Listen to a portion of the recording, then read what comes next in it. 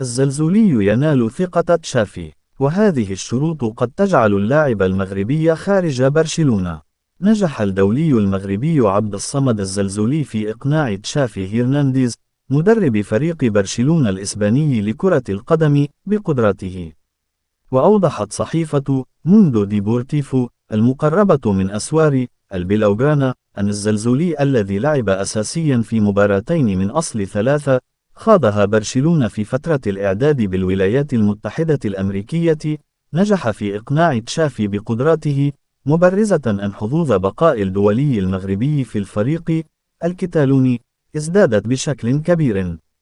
وشددت الصحيفة الإسبانية على أن موقف الزلزولي تغير داخل برشلونة في الأيام الأخيرة، مبرزة أنه سيبقى مع الفريق بشكل مؤكد إذا انتقل ديمبلي إلى باريس سان جيرمان، مؤكدة أن هذا المعطى سيعطي فرصة ثمينة للاعب المغربي لإثبات قدرته.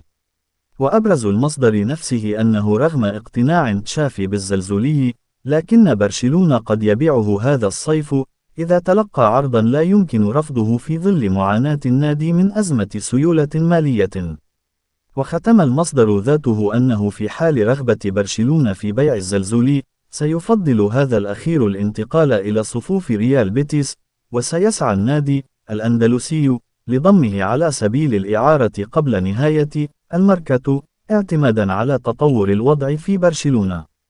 تجدر الإشارة إلى أن الزلزولي لفت الأنظار إليه خلال الموسم الماضي مع أوساسونا، حيث وصل بالفريق لنهائي كأس الملك والتأهل للعب في بطولة أوروبا، كما توج بلقب كأس إفريقيا تحت 23 عاما مع المنتخب الوطني الأولمبي، وحصد جائزة أفضل هداف.